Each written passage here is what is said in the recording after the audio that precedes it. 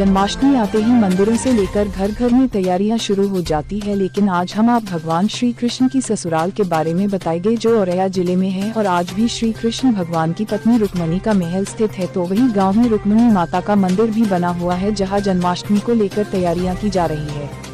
महिलाएं गीत गाकर ढोलक बजा रही है। असल में शादी तो कृष्ण की रुक्मिणी से हुई थी और ऐसी मान्यता है कि रुक्मिणी का हरण श्री कृष्ण ने औरैया के बिधुना तहसील के कुदरकोट से किया था। तभी से यह क्षेत्र कृष्ण के ससुराल के नाम से प्रसिद्ध है। द्वापर में यह गांव कुंदनपुर के नाम से राजा भीष्मिक की राजधानी हुआ करती थी। देवी रुक्मिणी के पिता भीष्मिक का किला अब खंडहर में बदल चुका है। औरैया जिले में ऐसे कई स्थल हैं जो ऐतिहासिक ही नहीं बल्कि पौराणिक भी हैं। चर्चा चाहे इंद्र के ऐरावत की हो, चाहे दुर्वासा ऋषि, चाहे पांडव हो, चाहे तक्षक यज्ञ, हर कहीं पौराणिक विरसते औरैया की धरती की विशेषता रही हैं। पर इन सभी में जो विशेष है वह है इस कलियुग का कुदरकोट, जो द्वापर में कुंदनपुर के नाम से राजा भीष्मिक की राजधानी के रूप में जाना जाता था, जो देवी रुक्मिणी के पिता थे। राजा भीष्मिक की नगरी कुंदनपुर, जो कि अब कुदरकोट है और पुरहा नदी के तट पर बसा है। राजा भीष्मिक के 5 पुत्र थे और पुत्री के रूप में देवी लक्ष्मी स्वरूप रुक्मिणी थी। पुराणों में लिखी गई बातों का प्रमाण मिलना आसान नहीं है, लेकिन राजा भीष्मिक की राजधानी की दिशा, स्थान और स्थलों का मिलान करने पर द्वापर का कुंदनपुर अब कुदरकोट के नाम से प्रसिद्ध है। महल के बाहर स्थित गौरी मंदिर में पूजा पाठ करना राजा भीष्मिक की पुत्री रुक्मिणी की दिनचर्या में शामिल था। माता गौरी से देवी रुक्मिणी ने श्री कृष्ण के रूप में अपना पति माना था, जिसे गौरी ने पूरा किया। श्री कृष्ण द्वारा देवी रुक्मिणी का मंदिर से पूजा कर लौटते समय हरण करने के साथ ही रुक्मिणी की इच्छा पूरी हुई और इसी के साथ देवी गौरी भी मंदिर से आलोप हो गई। तभी से यह मंदिर आलोपा देवी के नाम संप्रसिद्ध है।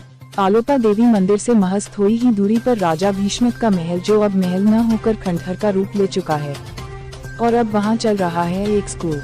आसपास खुदाई करने पर हर जगह विखंडित मूर्तियां ही मिलती हैं। यह पुरातत्व विभाग की उपेक्षा ही है कि यह पौराणिक स्थल आज भी देश दुनिया की नजरों से ओझल ही नजर आती है। लोग मथुरा, ब्रज, गोकुल, द्वारिका आदि स्थलों को तो जानते हैं, लेकिन कृष्ण की ससुराल कुदरकोट को जानने वालों की काफी कमी है। कुदरकोट के महल स्थल से उत्तर की ओर कन्नौज तो पश्चिम की ओर मथुरा स्थित है, जबकि कुदरकोट व उसके आसपास शिव के उपासक राजा भीष्मिक व उनकी राजकुमारी रुक्मिणी द्वारा पूजा किए जाने वाले शिवलिंग स्थापित हैं। कृष्ण की ससुराल कुदरकोट पौराणिक स्थलों में कब गिनी जाएगी और इसके बगल में बह रही पुरहा नदी कब तक कुदरकोट और उसके अतीत को बरकरार रख सकेगी, यह यक्ष प्रश्न के रूप में मुंह फैलाए खड़ा है। पुरानी कथाओं में लिखा है कि रुक्मिणी की शादी शिशुपाल से तय कर दी गई थी, लेकिन वह शिशुपाल से शादी नहीं करना चाहती थी, वह कृष्ण से प्यार करती थी। इस बात की जानकारी जब श्री कृष्ण को लगी तो नदी के रास्ते होते हुए इस मंदिर में गुफा से आए थे और रुक्मिणी को अपने साथ ले गए थे। हालांकि अब वह गुफाएं बंद हो चुकी है। तब से यह कुदरकोट भगवान श्री कृष्ण की ससुराल कही जाती है। यहाँ के लोग जन्माष्टमी बड़ी ही धूमधाम से मनाते हैं। इसी मंदिर में रुक्मिणी माता की मूर्ति है, जहाँ दूर दूर से लोग आते भी हैं, लेकिन यह धार्मिक स्थान मथुरा नगरी की तरह अनजान है और यहाँ के स्थानीय लोगों का कहना है कि सड़क बनाई जाए जिससे यहाँ पर इस मंदिर में 81 कोशों के परिक्रमा देने में आसानी हो सके। क्या नाम है आपका?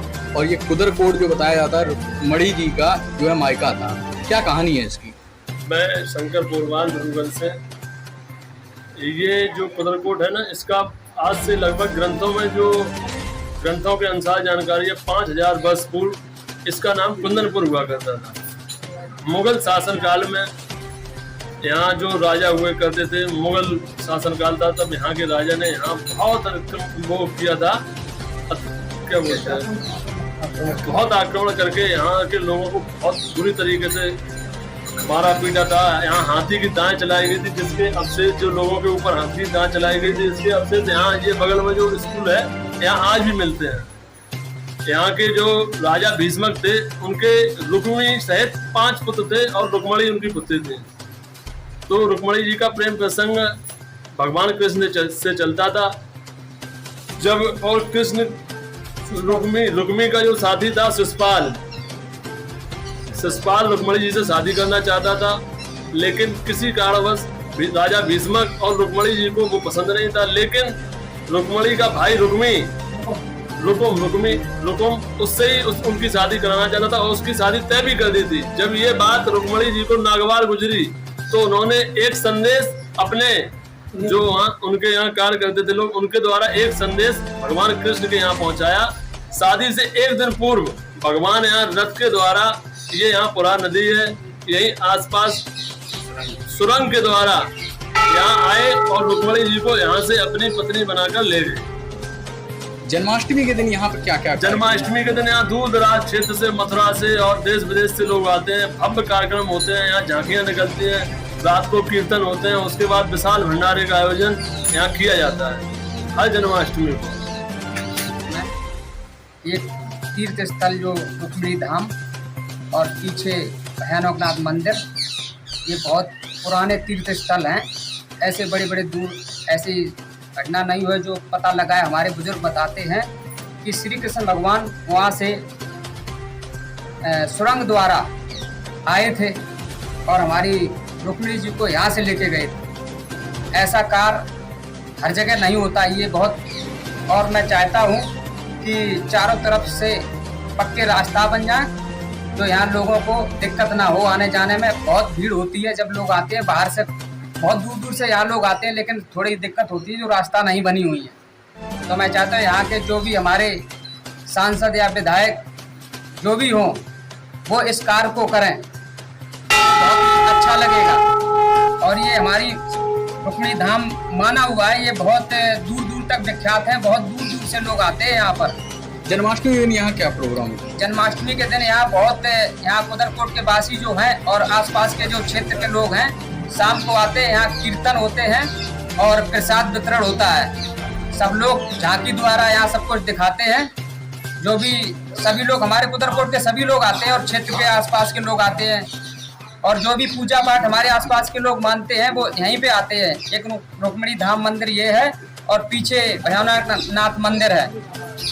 तो यही हमारी सभी लोगों से गुजारिश है कि यहाँ के जो भी प्रधान हो या विधायक हो या सांसद हो या यहाँ के जिला पंचायत सदस्य हो, तो सभी लोगों से ये है कि एक रास्ता जो बन जाए। तो यहाँ पर परिक्रमा जो लगाने की सब लोग एक सोच है कि परिक्रमा लगाएंगे पैदल, लेकिन वो रास्ता ठीक नहीं है। रास्ता की सबसे बड़ी जो समस्या है वो सबसे बड़ी रास्ता। एक कृष्ण की ससुराल है, क्या यहाँ पर प्रचलित है, क्या हुआ था, क्या जानकारी? जनपद औरैया में ये ग्राम तिलकुल पड़ता है। यहाँ पर जो है द्वापर युग में माता गौरी जी का मंदिर था। भगवान श्री कृष्ण की आराधना रुक्मिणी करती रही। रुक्मिणी जी जो है भगवान श्री कृष्ण की आराधना करती थी और शादी के एक दिन पूर्व पहले भगवान श्री कृष्ण आए और रुक्मिणी जी का घर कर लिया और यहाँ से लेकर कन्नौज तक के लिए स्वयं है।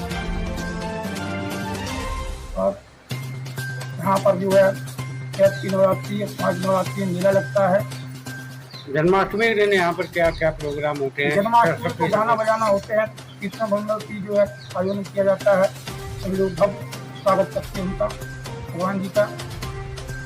कहा जाता है कि जब से रुक्मिणी जी यहाँ से गई हैं तब से यहाँ पर जो है तेल पुजाई वाला प्रोग्राम नहीं होता है, बारे में है कुछ? जी जी। क्या है तेल का पूजन यहाँ नहीं होता, क्योंकि तेल पूजा यहाँ हुआ नहीं, इसीलिए इस मंदिर पर कोई भी भक्त नहीं आते हैं। और मंदिर बने हुए हैं कहाँ पर जो है तेल का पूजन किया जाता है, यहाँ नहीं किया जाता है। ये जो कुदरकोट है और ये मंदिर है, ये भगवान श्री कृष्ण की ससुराल कहा जाता है। इसके पीछे क्या कहानी है? देखिए, श्री कृष्ण भगवान यहाँ आए थे और रुक्मिणी उनसे प्रेम करते थे, और जो रुक्मिणी का भाई थे वो अपने साले के साथ में भी शादी करना चाहते थे। वो उन्हें अनफिट लग रही थी, वो नहीं चाहती थी कि मेरी शादी ऐसी है, तो इसीलिए वो भगवान श्री कृष्ण प्यार करती। तो उन्होंने अपने जो उनके यहाँ ब्राह्मण लोग रहते थे, जो संदेश ले जाते थे, उनसे उन्होंने संदेश दिलाया कि ये शादी में मंजूर नहीं है, मेरी शादी ऐसी नहीं करना चाहते। तो फिर श्री कृष्ण भगवान वहाँ से यहाँ तक आए थे उनको, तो वो यहाँ पे आई थी अपनी पूजा करने। तब पूजा करने है तो पूजा के बहाना से श्री कृष्ण भगवान वहाँ से हर के ले गए थे। तो तब से ये श्री कृष्ण के ससुराल के नाम से, तब से ये श्री कृष्ण ससुराल के नाम से पूजा पाठ है खूब होती है।